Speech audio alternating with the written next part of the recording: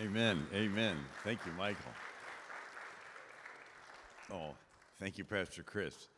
I said, is there any coffee? And so they were so kind as to run out and get. My son and I are driving back to Fort Myers after tonight because I have to do some radio interviews and stuff early in the morning. But so I usually don't drink coffee this late, but it's going to be a long night. So October 31st, 1517, Martin Luther starts the Reformation. And Europe goes from being all Catholic to different kings believing different things. And so what the king believed, the kingdom has to believe.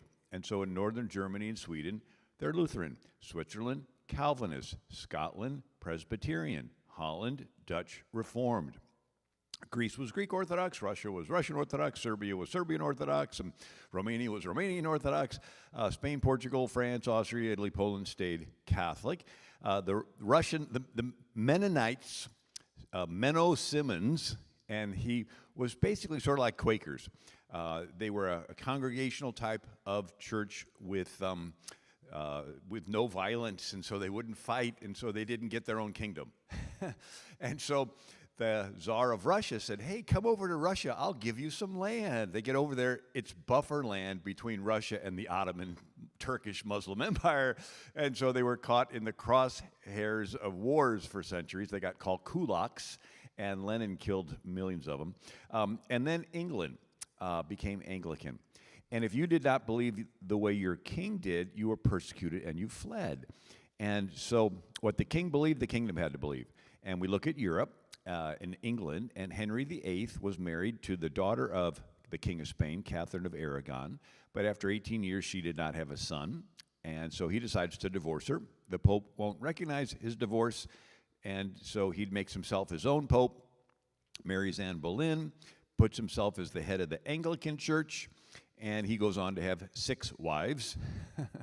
Divorced, beheaded, died, divorced, beheaded, survived. Not a really nice guy to be married to. He ended up being around 400 pounds.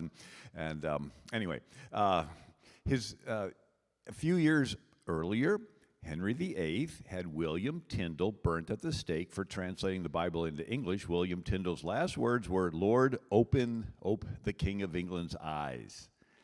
And so they strangle William Tyndale to death, burn him there at the stake. But a couple years later, Henry goes through this divorce and remarriage, and he has some advisors tell him, if you're serious about breaking from Rome, you need to stop using the Latin Bible. You need to get yourself an English Bible. The German princes have Martin Luther's German Bible that helped them to break away from Rome. You need an English Bible. He says, fine, get me one. They basically take William Tyndale's work and polish it up. About 80 to 90% of all English translations of the Bible include some of William Tyndale's work. Anyway, they take his Bible and they polish it up, call it the Great Bible, and King Henry likes it and orders a copy of it put in every church in England.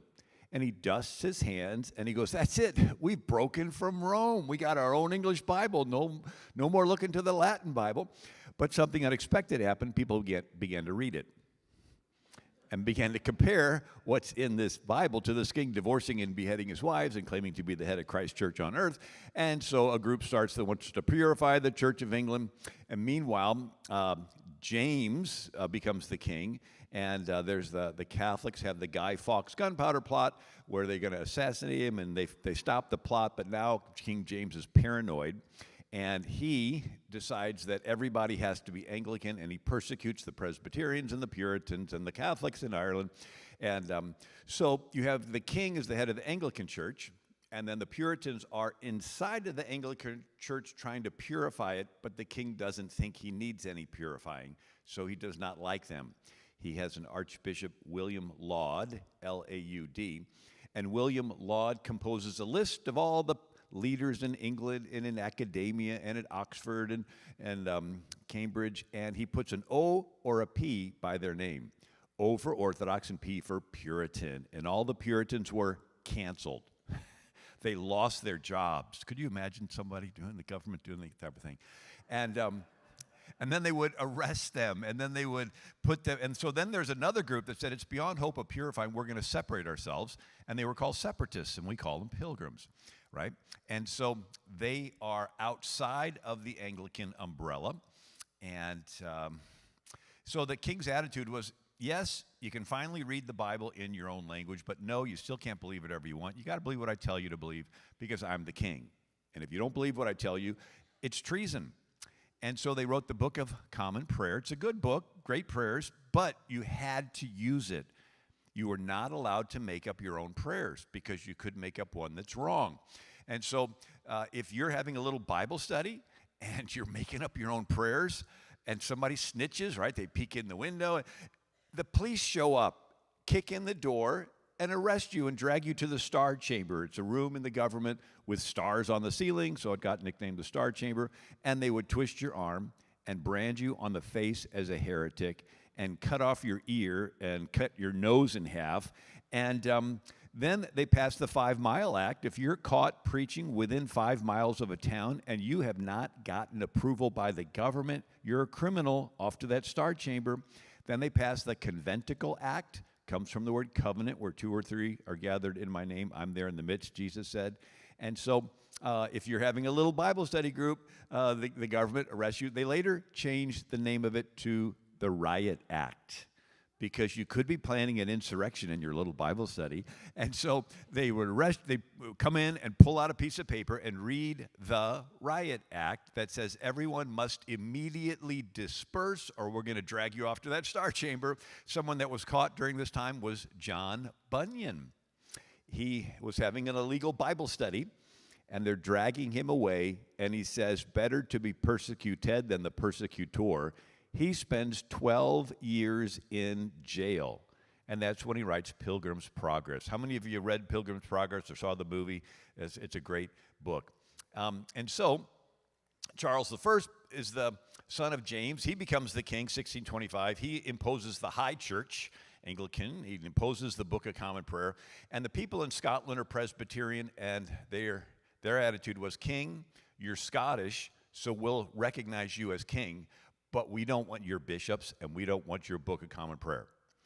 And so there's a market woman named Jenny Geddes, and she is at St. Giles Cathedral, and they are reading from the Book of Common Prayer for the first time in the church service, and she hurls her 3-legged stool and hits the minister and knocks the book out of his hand.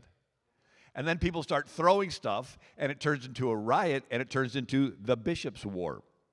And so the king says, you're going to take my bishops whether you like them or not. And so the king sends an army up there to force them to use the Book of Common Prayer and to have these bishops. Well, the church said, you know what? We'll just not meet in the church building. We'll meet in an open field somewhere. Well, guess what? The king sends his army into the fields and chases them down and then arrests them and kills them. It's called the killing time. And then, I don't know if you can read it, but that's the plaque to Jenny Geddes. And then it turns into another war. So the king's going after the Presbyterians, and then he's after the Puritans, and then he's after the Irish Catholics. The Puritans end up fighting with Oliver Cromwell, and they win, and they chop off Charles I's head. And then the son, King Charles II, escapes to Europe. He promises the Presbyterians that if they help him come back, he'll honor them. And they help him come back, but he breaks his word. Anyway, you got King Charles II, then James II, the Duke of York, and he marries a Catholic, and he's going to raise his wife is pregnant, and word gets out he's going to raise the child to be a Catholic, and that's when William and Mary marries the daughter of James II, and William's more or less the leader in the Netherlands, William, Prince of Orange. And so 1688, he comes over, and it's called the Glorious Revolution, and William and Mary are co-sovereigns of England at this time. Well, during Charles II, the Scottish people formed what's called covenants, and they called themselves covenanters, and they would meet in secret, and they would get persecuted, and then once Charles II is over there in Europe, you have the Dutch and the English get into a war. The Dutch and the English were friends, and they worked together against Spain to sink the Spanish Armada in 1588. And then once the Spanish Armada is sunk, there's another armada sunk, and Spain basically starts to go bankrupt. And that's when Britain and the Netherlands both go on to have global empires.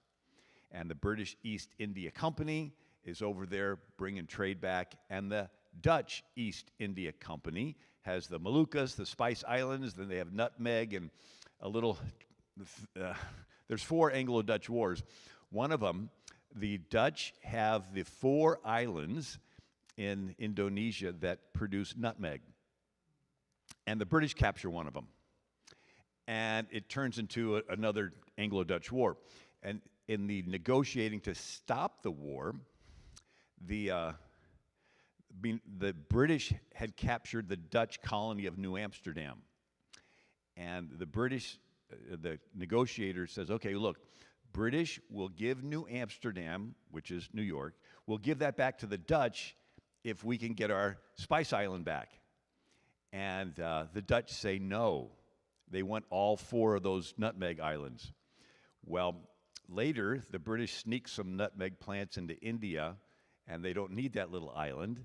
And today, that little island is 2 miles long and has a fishing village. And Manhattan Island went on to become like the richest real estate in the world, and they say it's the worst negotiation that ever took place. Anyway, that's total trivia. It's called the Treaty of Breda.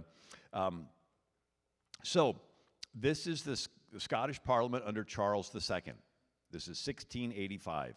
Our sovereign lord, considering the obstinacy of the fanatical party who, notwithstanding all the laws formerly made against them, still keep their house and field conventicles, which are nurseries and rendezvous of rebellion. Therefore, his majesty, with the consent of Parliament, ordains that all such persons who shall hereafter preach at such house or field conventicles, also those who shall be present as hearers, shall be punished by death and confiscation of their goods. All you got to do is be in the field and hear the preacher, and they'll kill you.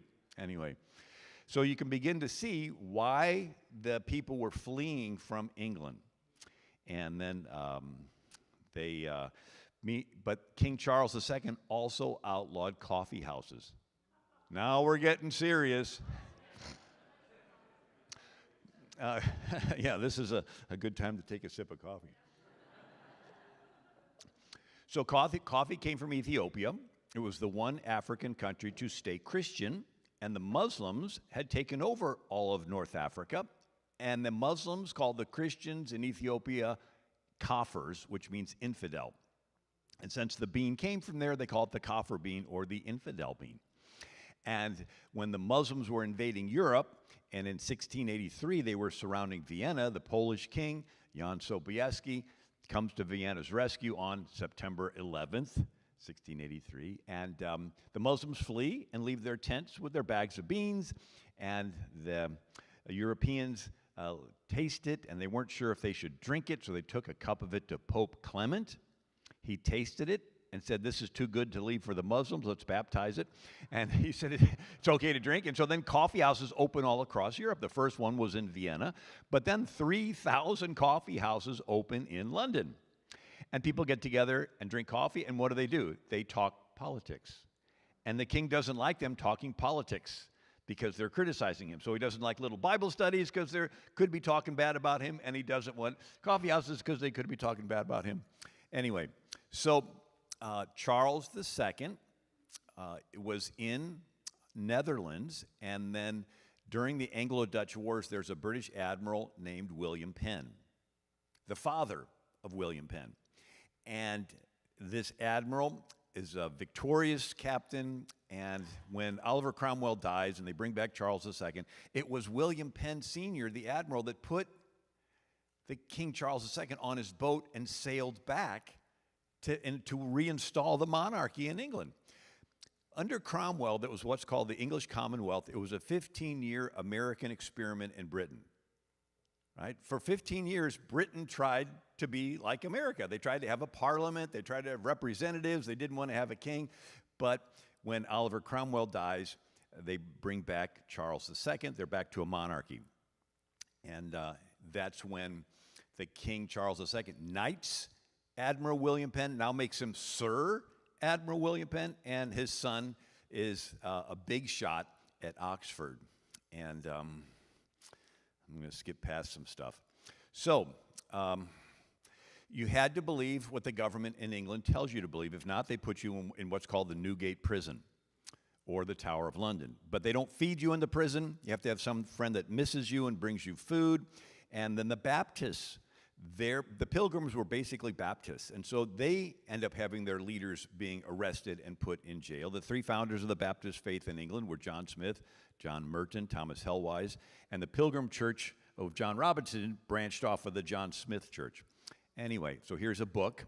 John Smith, the Separatist Baptist, Thomas Helwise, and the First Baptist Church in England. And underneath it says, with fresh light upon the Pilgrims' Fathers' Church. So the Pilgrims were basically Baptists, and they had this idea that the only ones who came to church were the ones that were drawn by the Holy Spirit, whereas the Anglican model was everybody in England is Anglican, and everybody has to pay tax to the government to support the Anglican pastors.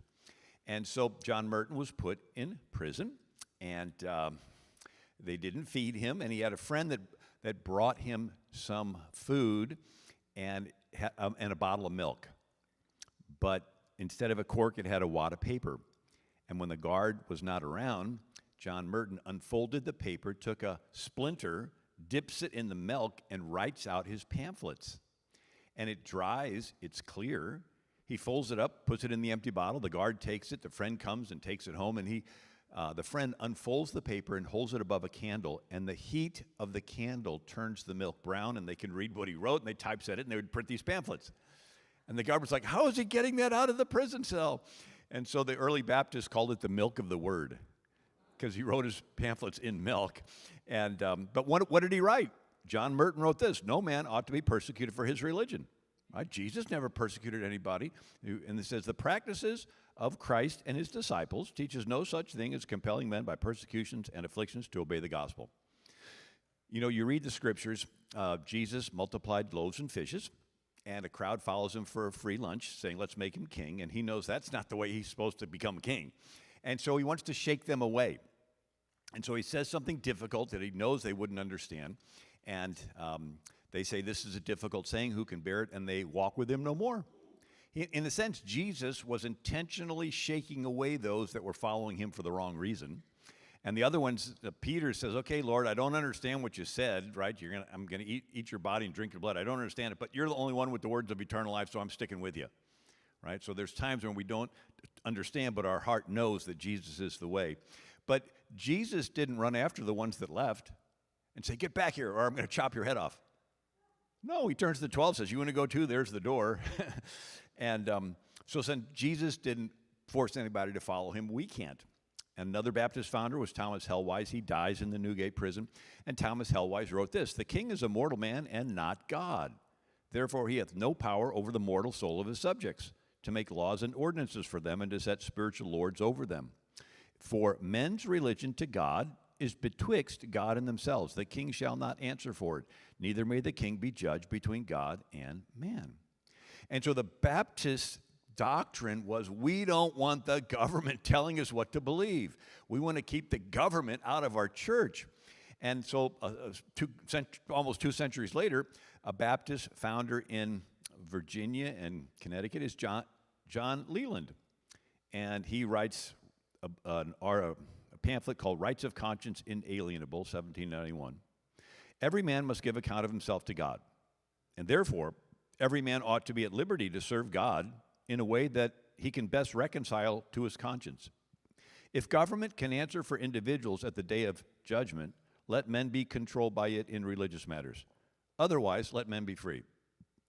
In other words, if the government can stand there on the day of judgment and answer for why you believe something, fine, believe whatever the government tells you. But if the government's not going to be there on the day of judgment, you're accountable to God for your own conscience. Governments didn't like that. They didn't want you believing whatever you believe. They want you to believe what they tell you to believe. And so the founder of the Baptist faith in America was Roger Williams. And he starts the first Baptist church in America. And there's a statue of him in the U.S. Capitol Statuary Hall, Roger Williams. And he founds the First Baptist Church in 1638 there in Providence, Rhode Island. And so what did Roger Williams write in his plea for religious liberty in 1644? God requireth not a uniformity of religion to be enacted and enforced in any civil state.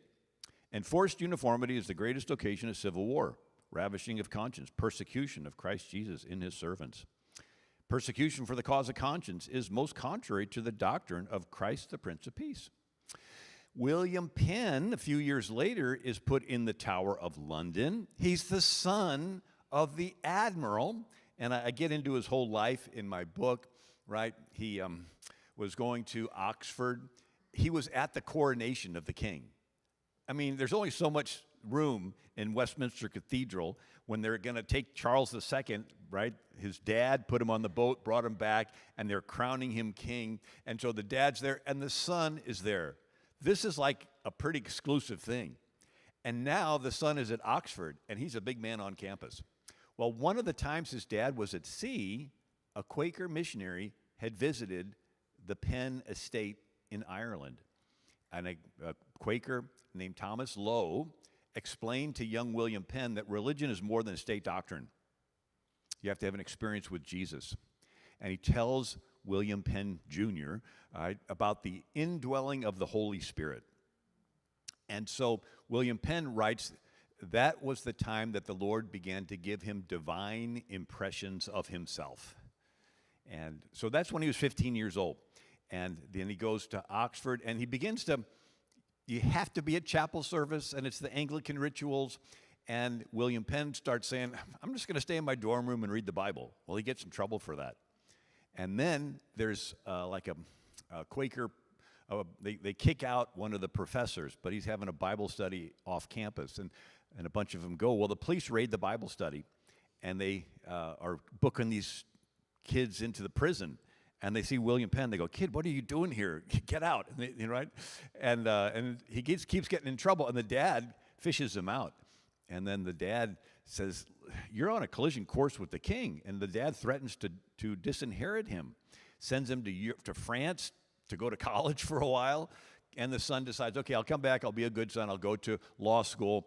He helped fight the Irish, kill some of the Irish Catholics. And then the son is, I'm skipping past a lot of stuff, but I want to, the son is now with the dad at sea fighting the Dutch, and the dad has to get an urgent message back to the king, so he sends his son. So here's this 22-year-old William Penn. He goes, yeah, I'm here to see the king. Yeah, I got a message from my dad to the king. And it's like, oh, yes, come on in. I mean, he's like a big man on campus.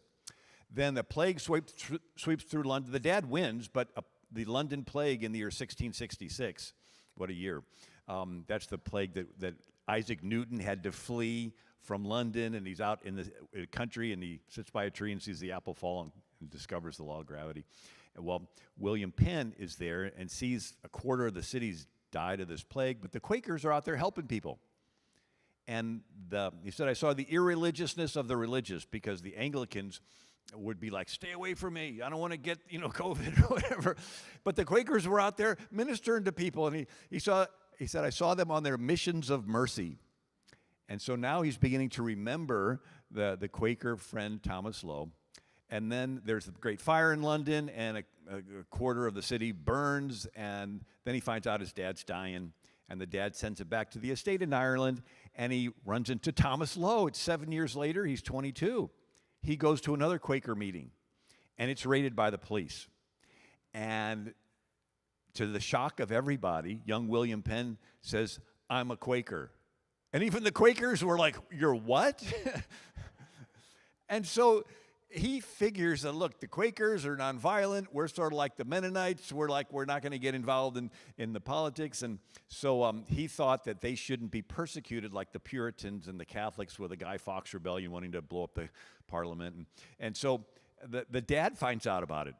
And the dad is like furious, but he goes ahead and intercedes with the king and tells the king, look, my son's going to get in trouble. I'm dying. Can you remember all the good stuff I did? And the king says, okay. And so later, after the dad dies, is when the King Charles II gives this young William Penn the land in Pennsylvania. But I got way ahead of myself. But during this time, one of the times William Penn's in jail, he is in the Tower of London, and he asks for pen and paper, and they think he's going to write an apology, but instead he writes, no cross, no crown, no pain, no palm. Christ's cross is Christ's way to Christ's crown. And he says, force makes hypocrites, 'tis persuasion only that makes converts. Force makes hypocrites, 'tis persuasion only that makes converts. In other words, God is interested in your heart, not in you saying you believe something, but you really don't on the inside, but you're saying it on the outside. And now, we had in Europe, remember I talked about every country having its own denomination, and if you don't believe the way your king did, you're persecuted and you would flee. Well, a lot of those displaced people spilled over and founded colonies in America. And so every colony was started by a different Christian denomination. Virginia was Anglican from 1607 on, and the Virginia House of Burgesses in 1624 said, there shall be a uniformity in our church as near as may be to the canons in England, or the rules in England. So you have to be an Anglican in Virginia. The second charter of Virginia, 1609, none be permitted to pass in any voyage into the said country, but such as shall first have taken the oath of supremacy. What's the oath of supremacy? Well, that's Henry VIII, 1535. You have to say, I declare that the King's Highness is the only supreme governor of this realm in all spiritual or ecclesiastical things.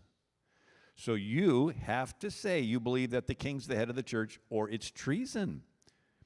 And so there was no gold in Virginia. They filled up a ship full of iron pyrite, fool's gold, and they sent it back, and it was worthless. And so they ended up finding out that tobacco, think of their reasoning. The Indians smoked tobacco, peace pipes, and the Indians were really healthy. And so the English said, okay, if you smoke tobacco, you'll be healthy. And so it was a health craze in England that everybody wanted to smoke tobacco. Doctors would prescribe it and everything. And so it was the cash crop. And so they passed this in the Virginia Assembly in 1624. Whosoever shall absent himself from divine service any Sunday without an allowable excuse shall forfeit a pound of tobacco. Hey, we missed you at church on Sunday. Pay up the tobacco. Right? You not only went to church, you had to go to the Anglican church. Second charter says we should be loath that any person should be permitted to pass that we suspect to affect the superstitions of the Church of Rome. So no Catholics in Virginia. You know when the first Catholic church in Virginia was? 1795. That's after the Constitution, after the Bill of Rights, right? Because it was illegal. It was an Anglican colony. So here's King James, the head of the Anglican Church. He says, I will make them conform themselves, or else I will harry them out of the land. And so the Pilgrims are harried out, and they flee to the Netherlands. And after 12 years, they were going to go to Florida, right, Fort Caroline, which is Jacksonville, but they heard about the Spanish killing a bunch of French Protestants called Huguenots, and so they decided to go to Virginia. They get blown off course to Cape Cod, and it's stormy, and the captain says off the boat, they never made it to Virginia. And so they have a question, who's going to be in charge? And they do something unique. It's called the Mayflower Compact. They take their covenant church form of government, and they make it their civil government. That was my talk on Sunday. But Massachusetts is Puritan. And so it says, having undertaken for ye glory God and the advancement of the Christian faith.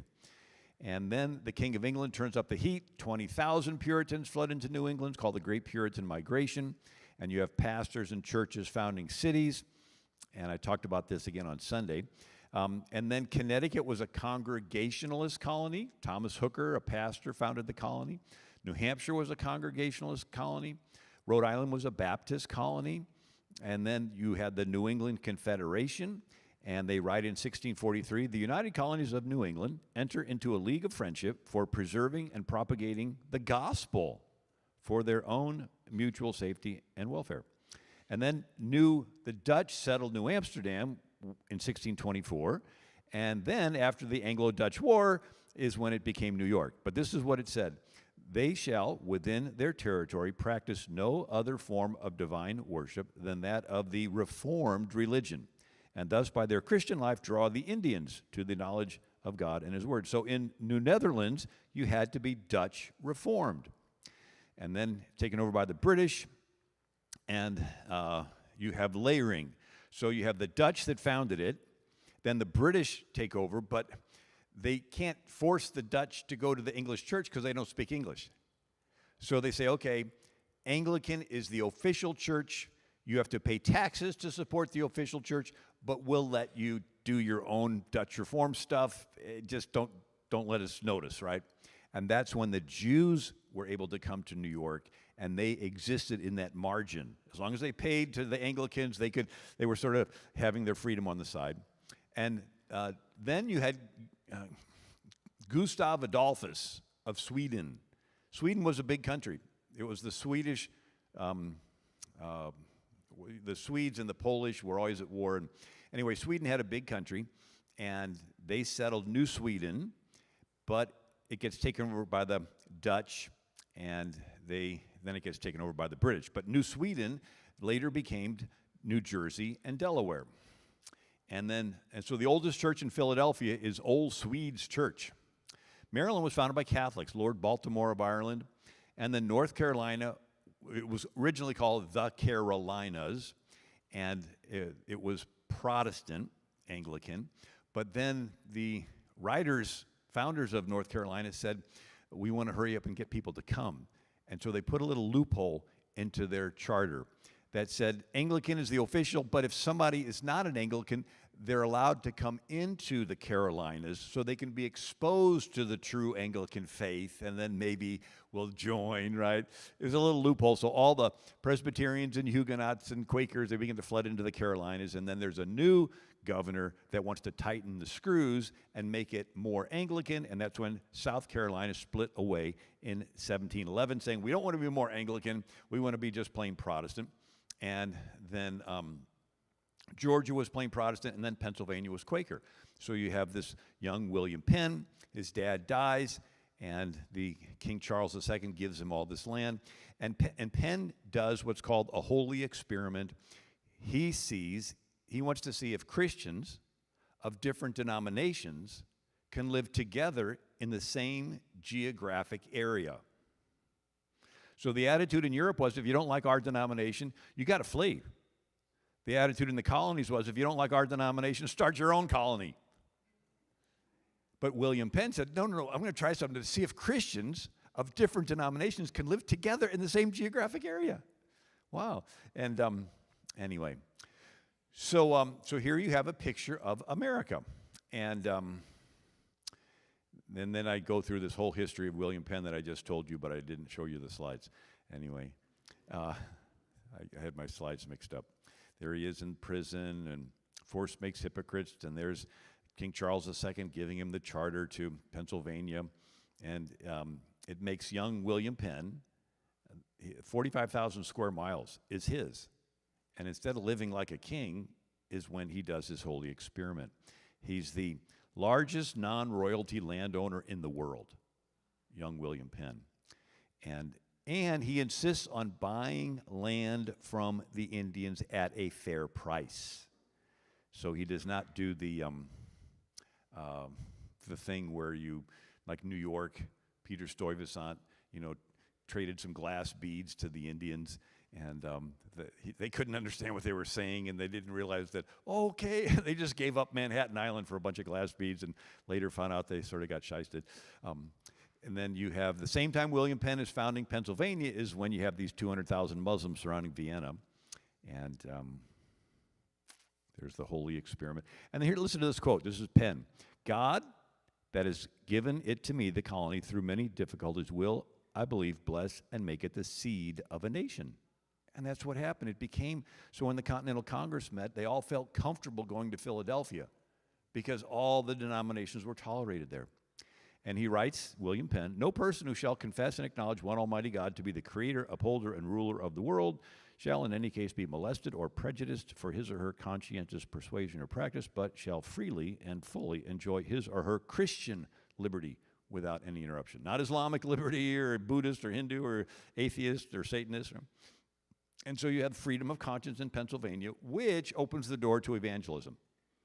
So in these other colonies where you had to belong to a denomination to be there, you couldn't have a preacher come and says, I want to invite you to join this denomination because everybody has to be it. But in Pennsylvania, where you weren't forced to belong to a denomination, you could have George Whitefield go there and say, I want to have you make a decision for Christ, give your life to Christ, and there's no benefits from the government if you join, and there's no punishments from the government if you don't join.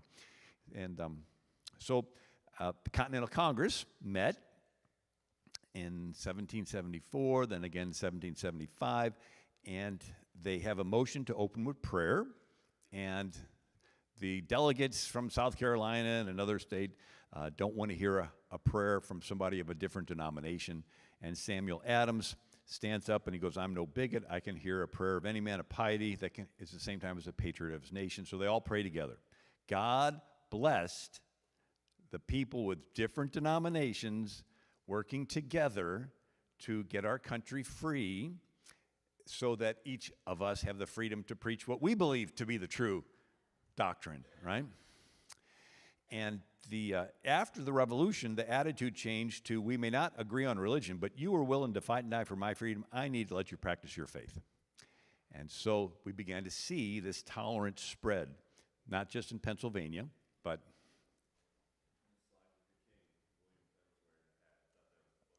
oh, okay. Let me go back to this. This is another little trivia that, so the Quakers were really into God is not a respecter of persons.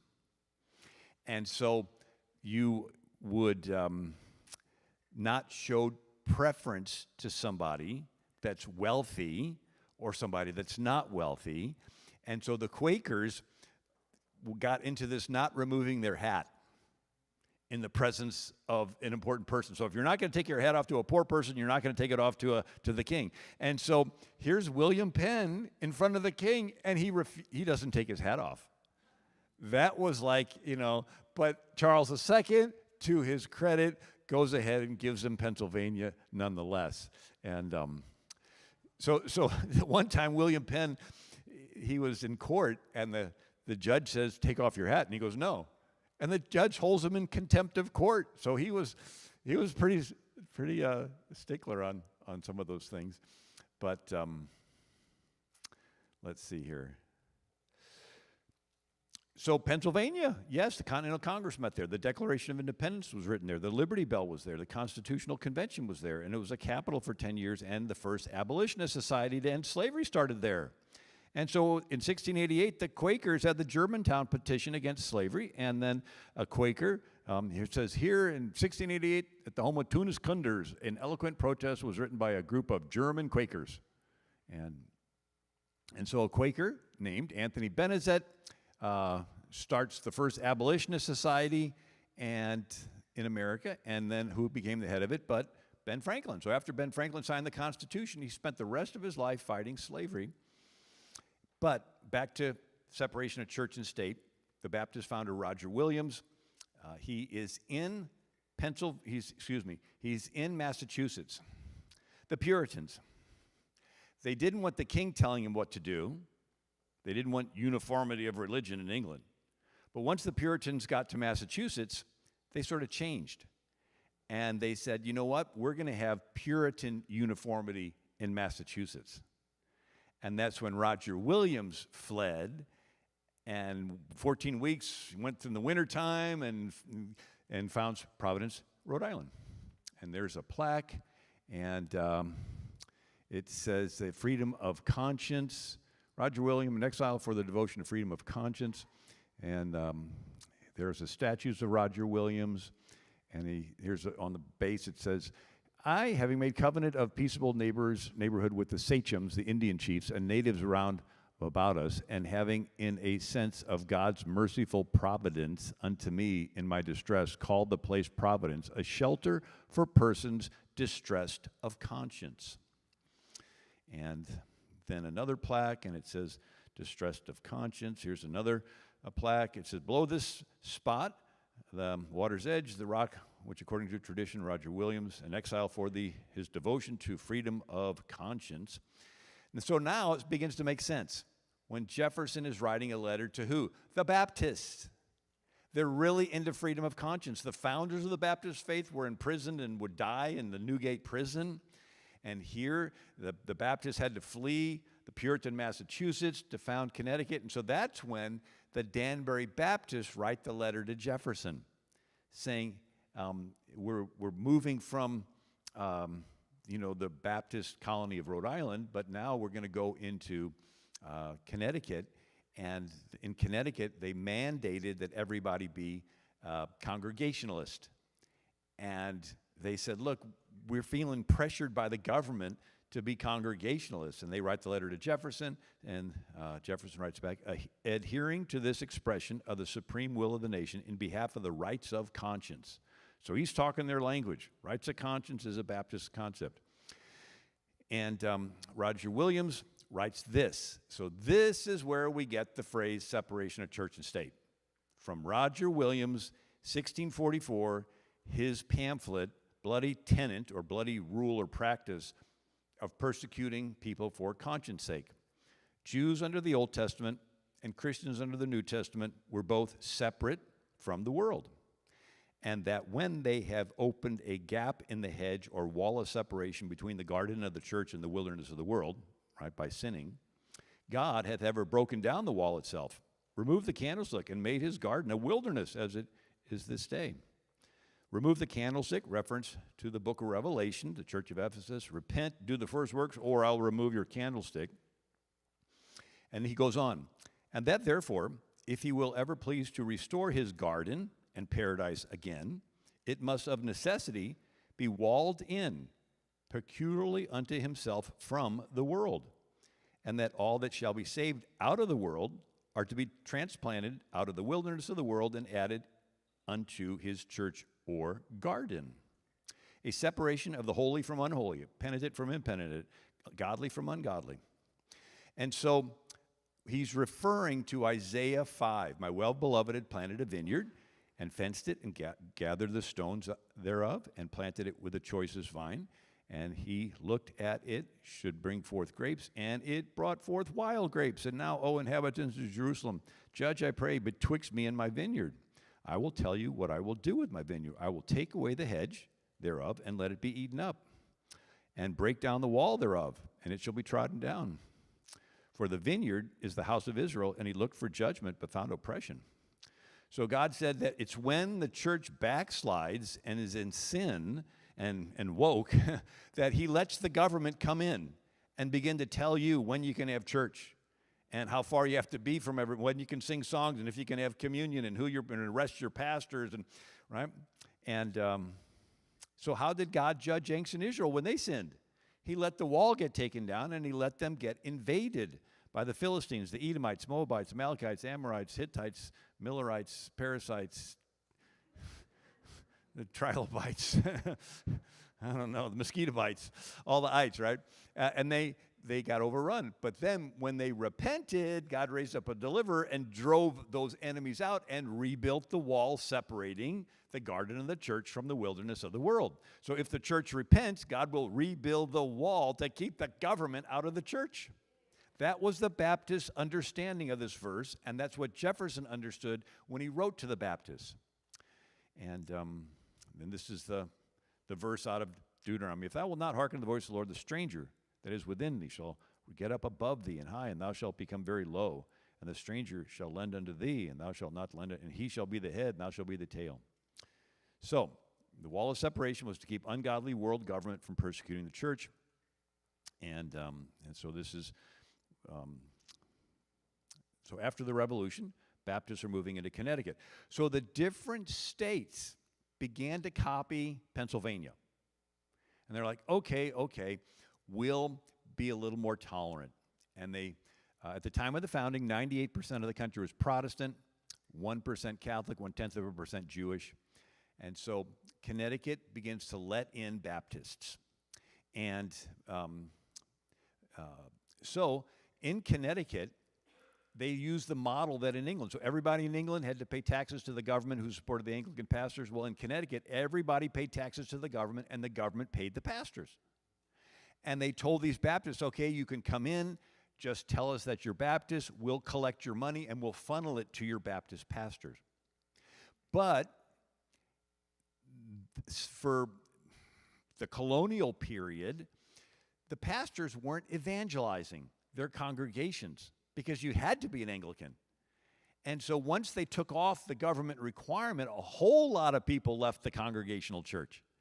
And the Congregationalists are like, okay, we got to stop this. We're going to make it a little more difficult to opt out. And so when the Baptists would come in and say, we're not Congregational, and they say, wait a second, you got to prove it. You got to, and so that's when the Baptists wrote the letter to Thomas Jefferson. And what did the letter say? Let's see here. It says, Sir, so this is Baptist writing to Jefferson, our sentiments are uniformly on the side of religious liberty, that religion is at all times and all places a matter between God and individuals, that no man ought to suffer in name, person, or effects on account of his religious opinion, that the legitimate power of civil government extends no further than to punish the man who works ill to his neighbor. But, sir, our ancient charter, which was Pastor Thomas Hooker's 1639, together with the laws made coincident, are that what religious privileges we enjoy as Baptists, we enjoy as favors granted and not as inalienable rights. Sir, we are sensible that the President of the United States is not the national legislator, and the President can't do whatever he wants in the states. And also sensible that the national government cannot destroy the laws of each state. But our hopes are strong that the sentiments of our beloved president, which have had such a genial effect already in Virginia, what's he talking about? Virginia was Anglican, and Jefferson helped to disestablish the Anglican Church in Virginia. There were people that did not want to disestablish it. You know who they were? Patrick Henry, George Washington. They're like, hey, it's worked really good. Let's just get rid of the king and change it from Anglican to Episcopal, but we'll keep the whole structure in place. And so the people that were against disestablishing were called anti-disestablishmentarians. Remember, that used to be the longest word in the English language, anti-disestablishmentarianism. Those were the ones that were against disestablishing the Anglican Church. So but Jefferson was successful, disestablished the Anglican Church in Virginia. Now he's president. The Baptists are saying, look, we know you're president. You really can't do it, but we wish that you would have the same effect here in Connecticut to disestablish the Congregational Church. Like the radiant beams of the sun will shine and prevail through all these states and all the world till religious hierarchy and tyranny be destroyed from the earth. And so now when Jefferson writes back to the Baptists, we can understand what he's talking about. Sir, we're finishing the Baptist letter, sorry. Sir, we have reason to believe that America's God has raised you up to fill the chair of state. May God strengthen you for the arduous task which providence and the voice of the people have called you, and may the Lord preserve you safe from every evil and bring you at last to his heavenly kingdom through Jesus Christ, our glorious mediator. That's a Baptist letter, all right. They're witnessing to Jefferson in this very letter. Jefferson writes back, gentlemen, believing with you. So he's agreeing with them that religion is a matter which lies solely between man and his God, that he owes account to none other for his faith or worship, that the legislative power of government reached actions only and not opinions. He's quoting them back to them. I contemplate with solemn reverence that that act of the whole American people, which declared that their legislature shall make no law respecting an establishment of religion or prohibiting the free exercise thereof, thus building a wall of separation between church and state. That's Jefferson quoting the Baptist back to the Baptist saying, I agree with you. The government shouldn't be penalizing you if you don't believe what exactly the government tells you to believe. And then he concludes, adhering to this expression of the supreme will of the nation in behalf of the rights of conscience. So you shouldn't be canceled if you do believe that there's male and female. You shouldn't lose your job. And then Jefferson concludes his letter, I shall see with sincere satisfaction the progress of those sentiments which tend to restore man to all his natural rights. I reciprocate your kind prayers for the protection and blessing of the common Father and Creator of man.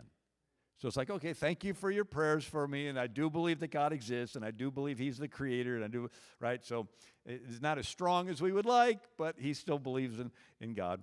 And then, who's the best expert on Jefferson? Jefferson. So he writes other letters where he explains what he just wrote to the Baptists. And here's one. I consider the government, the federal government of the United States, as interdicted or prohibited by the Constitution from intermeddling with religious institutions, their doctrines, their disciplines, their exercises. Every religious society has a right to determine for itself the times for these exercises, the objects proper for them, according to their own particular tenets. It's like, okay, the federal government can't get involved. You can believe whatever you want in your church, and you're not going to be penalized by the government. And so who was limited by Jefferson's wall? Here he goes on again. I consider the government, and this results not only from the provision that no law shall be made respecting the establishment or free exercise of religion, but from that also which reserves to the states the powers not delegated to the United States. He's talking about the 10th Amendment. And so for those not familiar, we've got 10 amendments, and they're all Congress shall not, Congress shall not, Congress shall. They're all limiting Congress.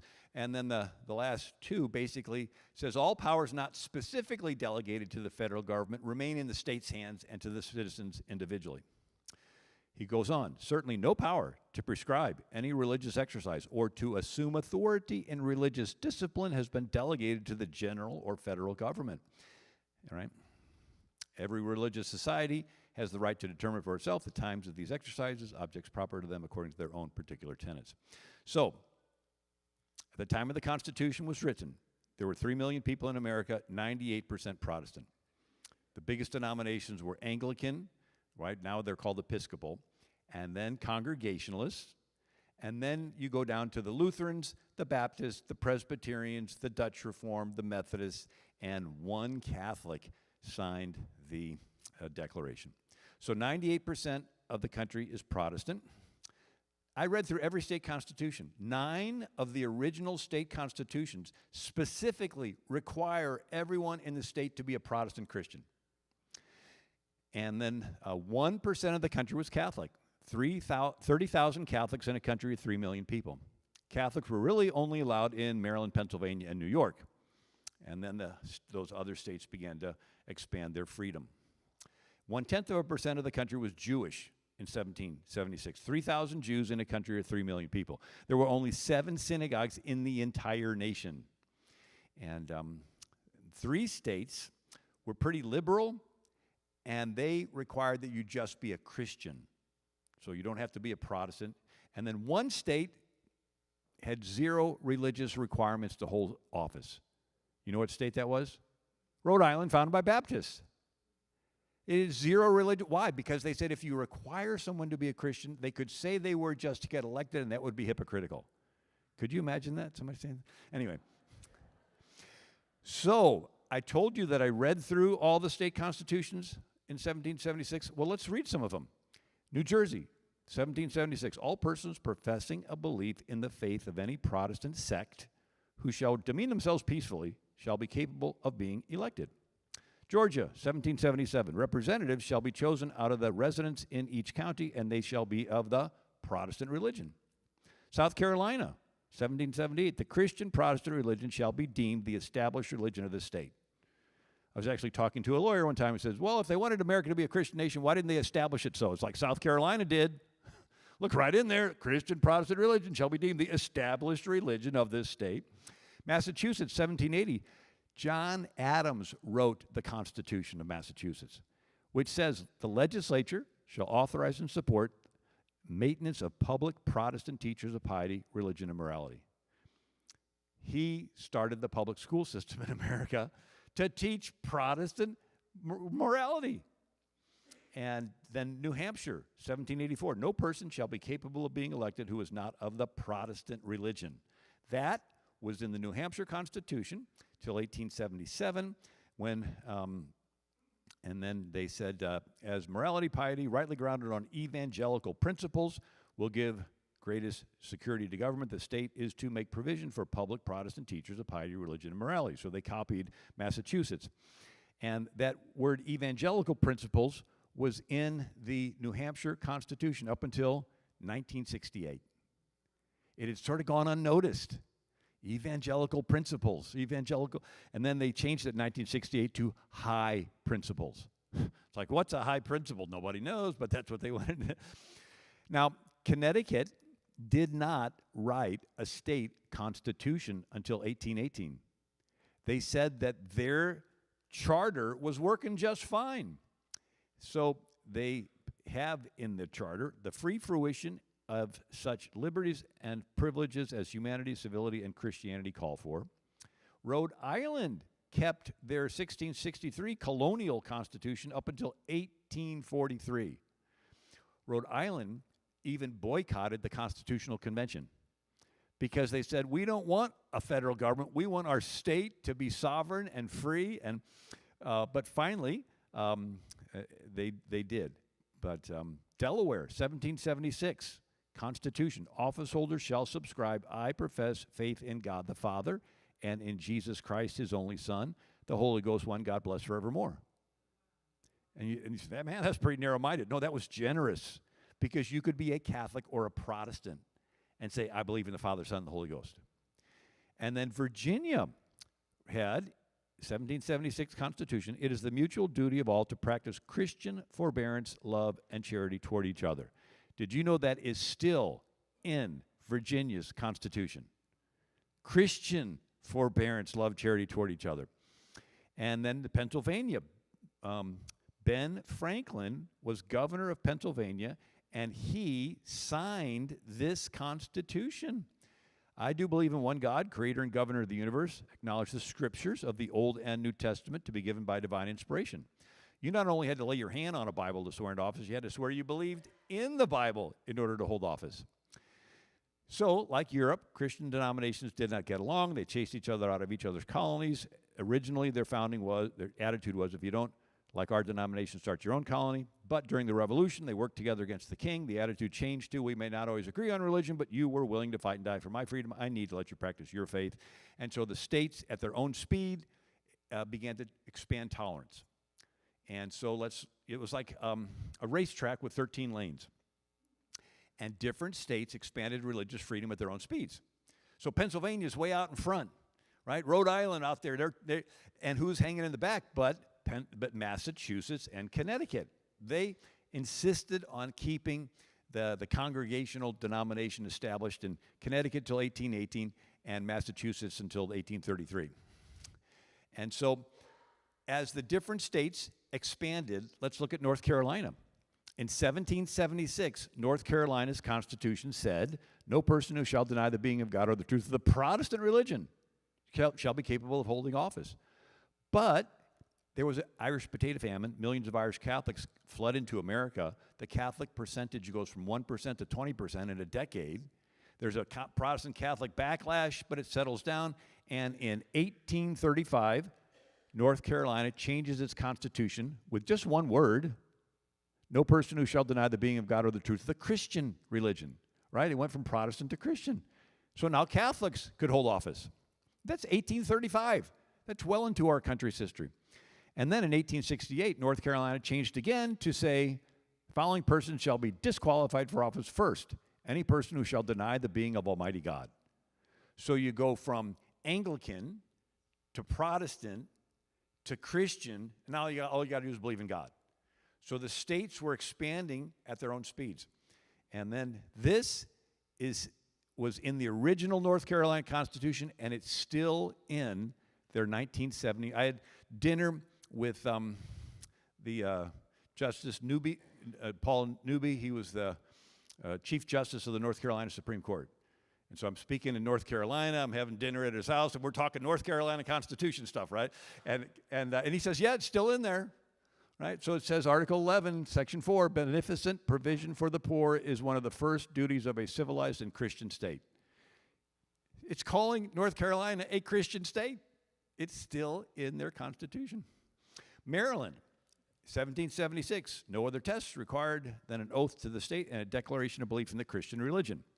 Maryland was founded by Catholics, Lord Baltimore of Maryland. And they were tolerant, and they let in other denominations.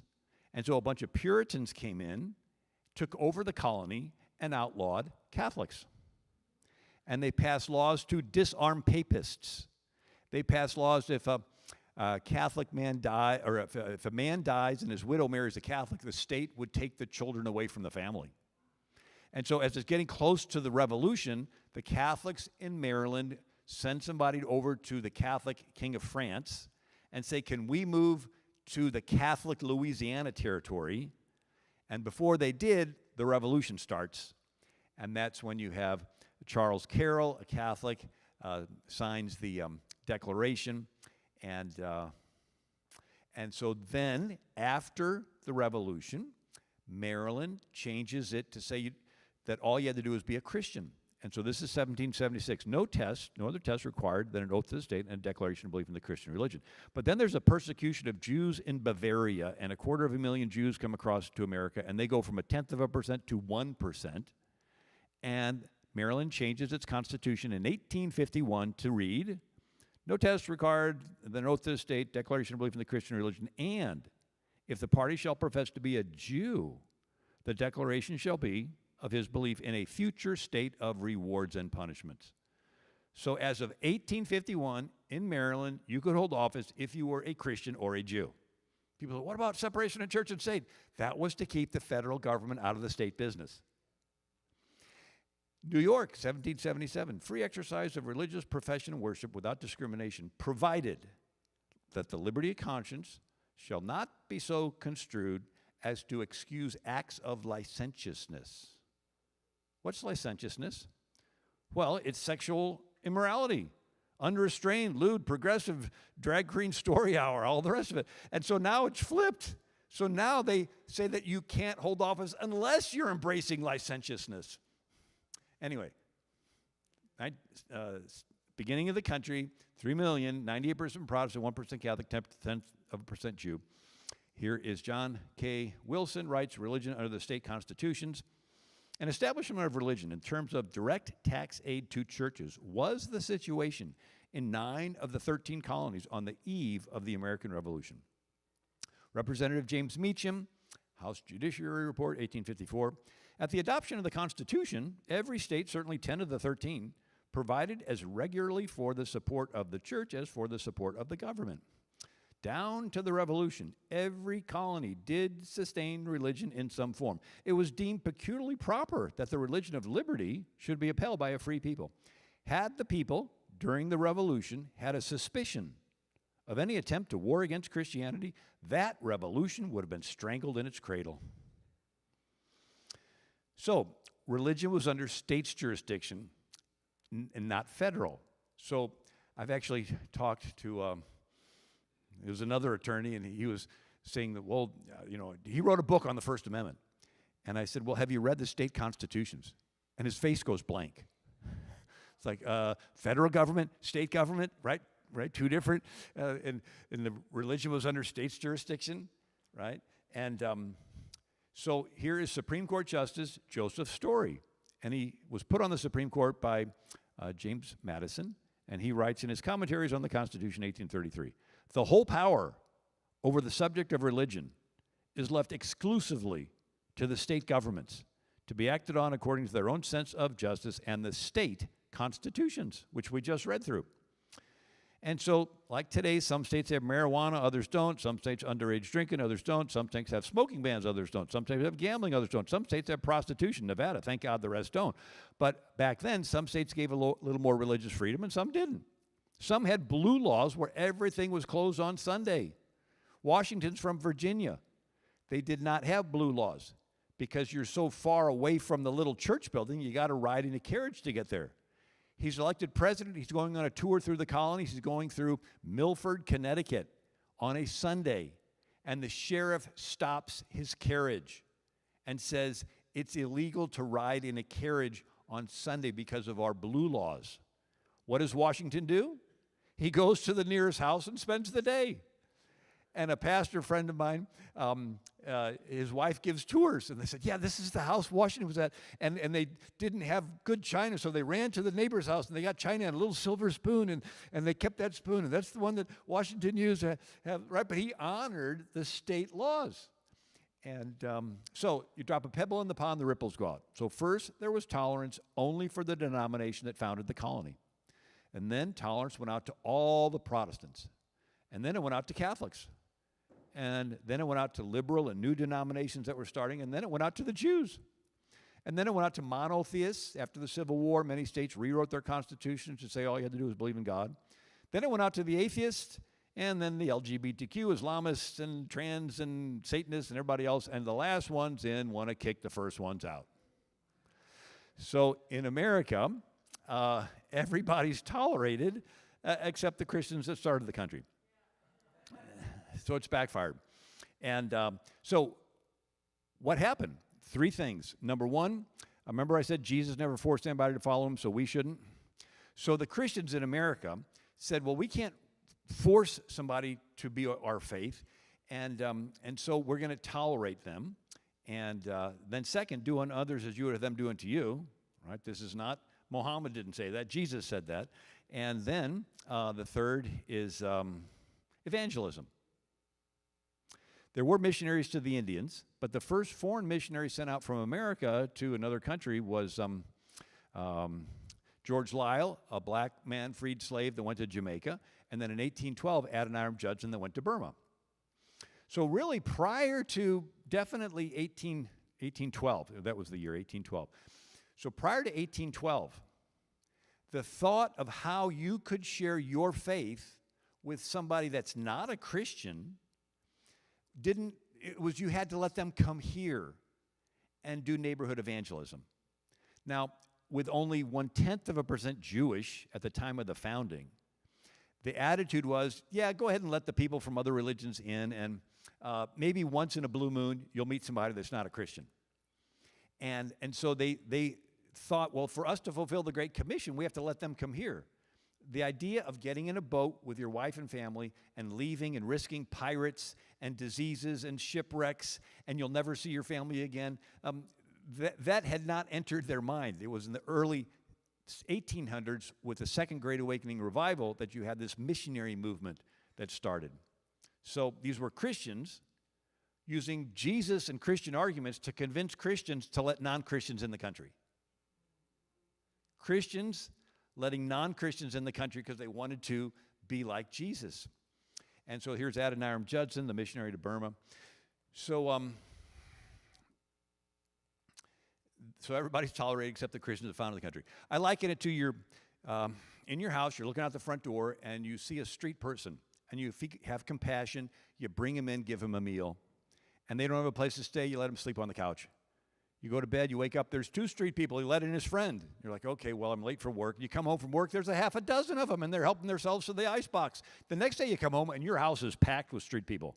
And you're walking through the kitchen, and they like look at you like, who's this person? We don't recognize you, and they shove you out on the front lawn. And you're looking back at your house and like, what just happened? And so in America, you had Puritans, and they didn't tolerate anybody but Puritans. Finally, they let in other Protestants. And then the Protestants let in the Catholics. And then the Protestant Catholics let in the Jews. And the Protestant Catholics and the Jews let in the people from the other religions. Then finally they let in the atheists and the transgendered and everybody else, and they're kicking Christians out. They say, you Christians are intolerant. It's like, we're the ones that came up with the idea. It wasn't Muslims that founded America trying to figure out how to tolerate non-Muslims. It wasn't atheists that founded America trying to figure out how to tolerate non-atheists. It wasn't Buddhists or Hindus. It was Christians that didn't get along. And they learned how to tolerate each other, and they began to expand that tolerance to people on the fringes of Christianity, like Unitarians and Universalists. And then they expanded it more, and until finally they expanded it to everybody. And that's one of my books, Backfired. But I also talk about it some in that Who is the King book that my son showed you. And then I go through the New Hampshire ratifying convention, and they're discussing the First Amendment and whether or not their state should ratify it. And this is what they wrote: Congress shall make no laws touching religion or infringe on the rights of conscience. And now you had, Constitution was written. George Mason didn't sign it. He was the delegate to the Continental Congress that took George Washington's place. George Mason refused to sign it. Patrick Henry was against the Constitution. And, Sam Adams, they're called anti-federalists. They were against the Constitution. Why? Because there was no limits on the power of the federal government. And they said the only way we'll back this is if in the very first session of Congress you put handcuffs on the federal government, which they did. It's called the first 10 Amendments. Congress shall not, Congress shall not. And so there's a preamble to the Bill of Rights. It says the states, at the time of their adopting the Constitution, expressed a desire in order to prevent misconstruction or abuse of its powers that further declaratory and restrictive clauses should be added. So here, the purpose of the Bill of Rights was to put restrictive clauses on the federal government so it wouldn't become abusive. And Congress shall make no law respecting the establishment of religion or prohibiting the free exercise thereof. Who does this limit? Congress. It's the only lawmaking body in the federal government. If they would have seen ahead that judges would make laws from the bench, they would have said Congress and the Supreme Court shall make no law respecting the establishment of religion. And then it says make no law. How do you make a law? You introduce it, you debate it, and you vote on it. So in other words, if the subject of religion comes before the federal government, they're supposed to throw up their hands and say, we have no jurisdiction over this. It's under the states. Respecting. It means neither for nor against. It means concerning. And then establishment of religion. Everybody knew what that meant because that's what every country in Europe had, and many of the colonies had. They didn't want one particular denomination to be the national denomination and put out of business the other denominations. They didn't want to get rid of religion. And to make it really clear, they said that the federal government cannot prohibit the free exercise of religion. Here is Justice Stewart, Abington Township versus Shemp, 1963. The First Amendment was adopted solely as a limitation on the newly created national government. The Establishment Clause was primarily an attempt to ensure that Congress not only would be powerless to establish a national church, but would also be unable to interfere with existing state establishments. And so the purpose of the First Amendment, prevent a national government from mandating one denomination like all the other countries of Europe and the Ottoman Empire. And then number two, protect the rights of conscience. And Jefferson said, no man shall be molested on account of his religious beliefs. And then it changed. Three things changed it. And am I doing okay? Is this interesting? Did you know all this before? I don't want to. Okay.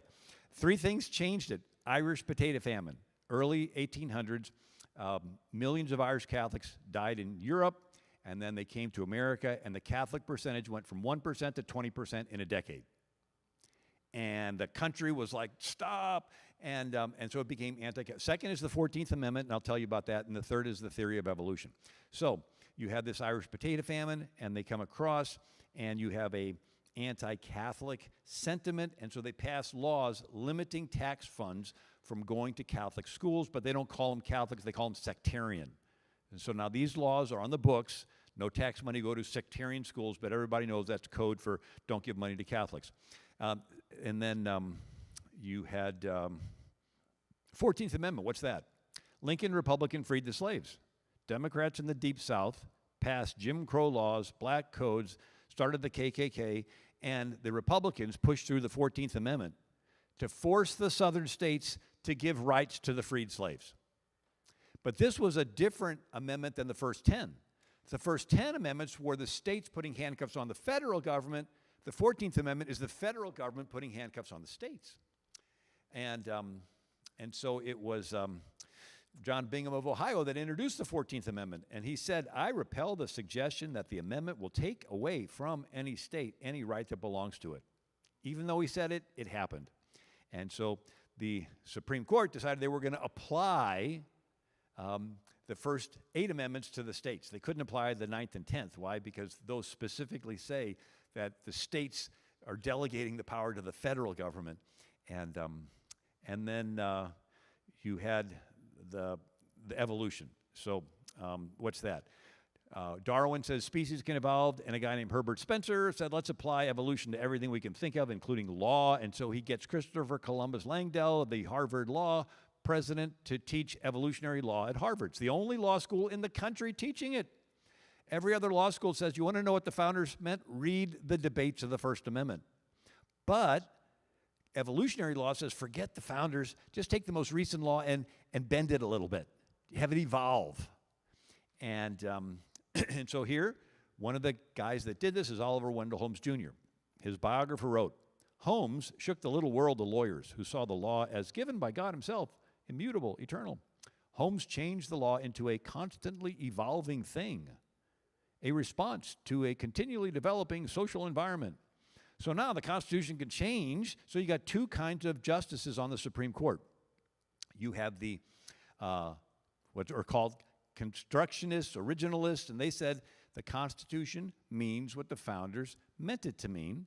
And you have these evolutionary, activist, progressive, living Constitution people that says, we don't care about the founders, we're just going to bend this thing any way we want. And so when they say, oh, it's against the Constitution, you got to figure out which judge is saying it. And so those are the three things. And so here's Hugo Black. 1947, Catholics were getting bus rides to Catholic schools, and the Protestants didn't want that, and so they brought a lawsuit to stop. And it goes to the Supreme Court. And Hugo Black is on the Supreme Court. He's a former KKK member, put on the court by Roosevelt. He had never been a judge before in his life, except for 1 year as a police court judge. And he's on the Supreme Court, and he issues the infamous Everson decision, where he says, establishment of religious clause of the First Amendment means at least this: neither a state nor the federal government can set up a church. Wrong. If he would have said the federal government, the First Amendment means the federal government cannot set up a church, I'd say right. But he puts neither state. We just read through the history of the country, and we see that many states did. Neither can pass laws which aid one religion, aid all religions, or prefer one religion over the other. Well, wait a second, we just read that.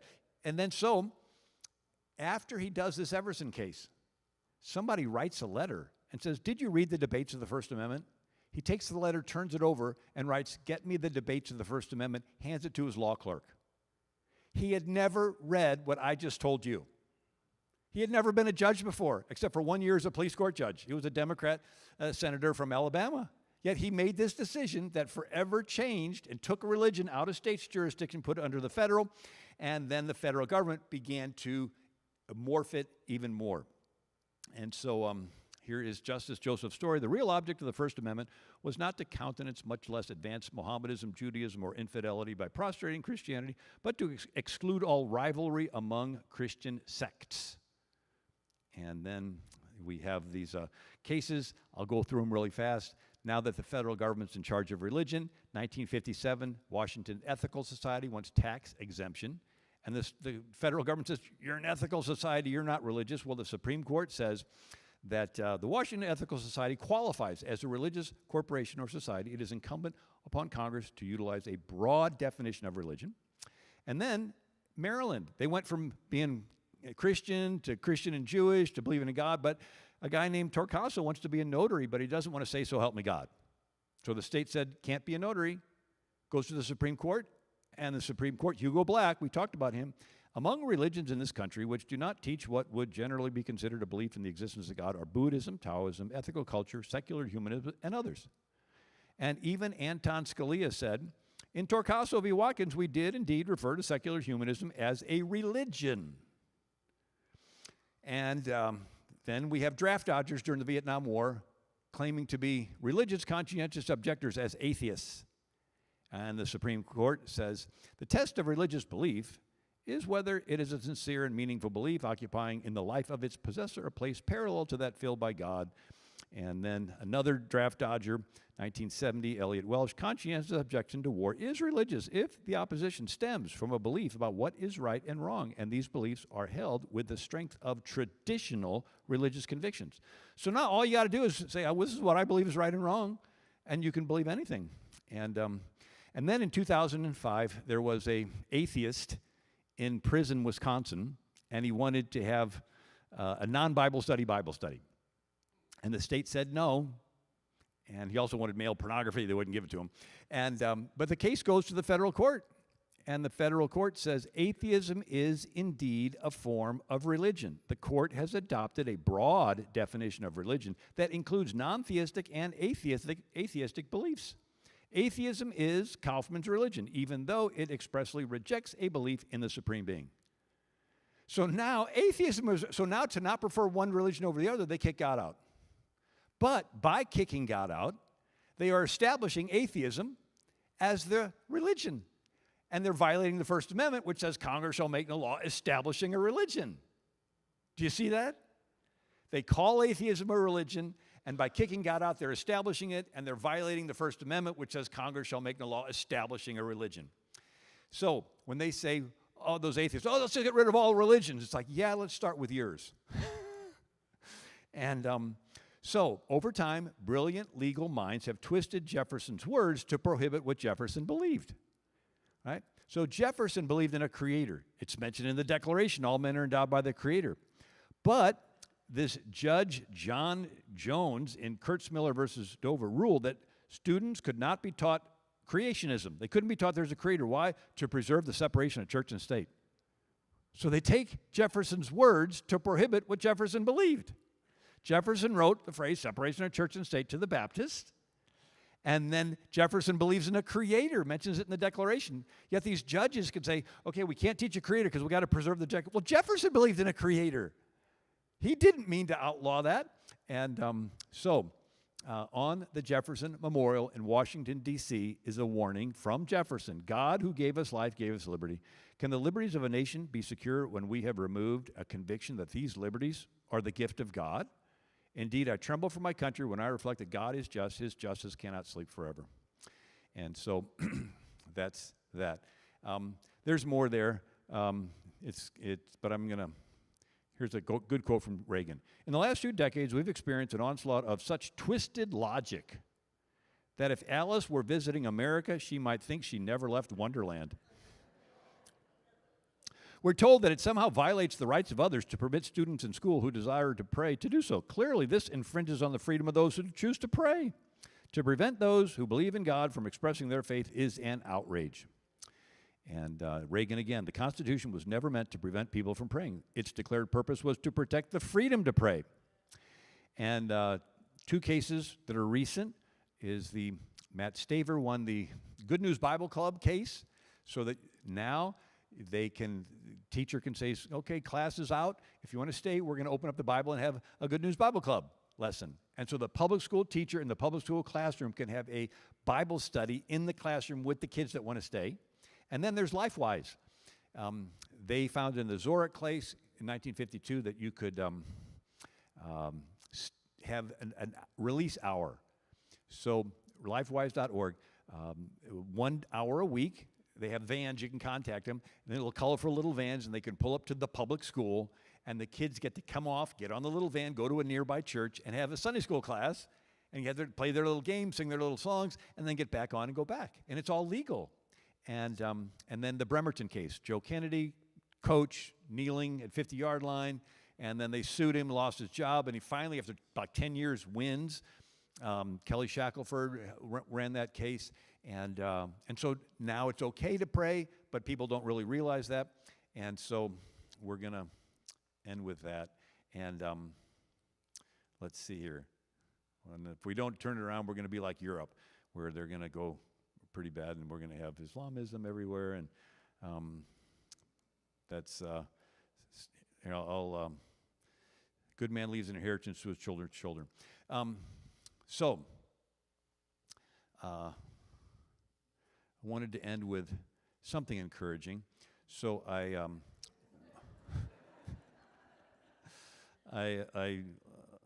let's see here.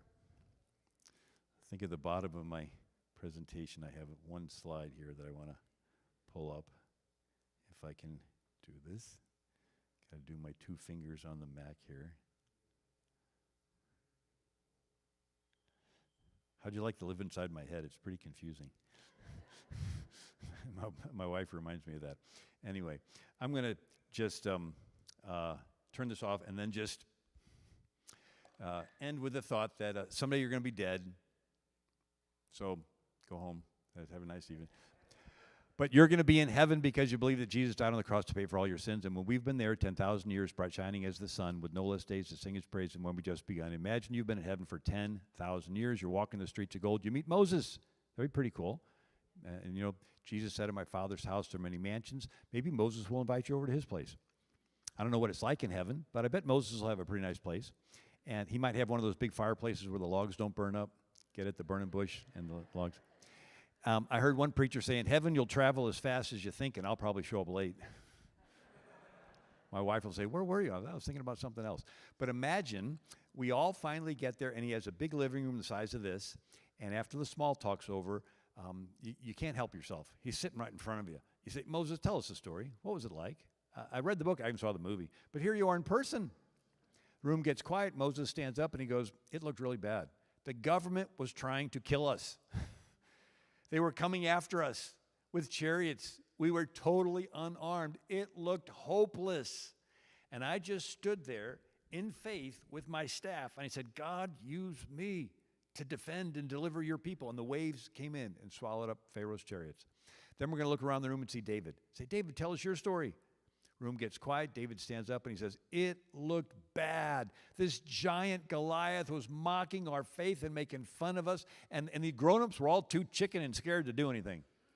And I said, enough of that. Took my little sling, went out there, hit him in the head, took his own sword and chopped his head off. And then we're going to see Esther. Whether I die, I die. I'm going to go in and see the king. And then there's Gideon and Deborah and the Apostle Paul. It's going to be really exciting. And then everyone in the room is going to look at you. Say, we haven't heard from you yet. Tell us your story. What did you do when it was your turn to be down there on earth? What were they saying about God in your country? Or the baby that the Lord knew in the mother's womb? Or sex, God made him at the beginning male and female. What did you do when the whole world was against you? And they're all sitting on the edge of their seats. What are you going to say?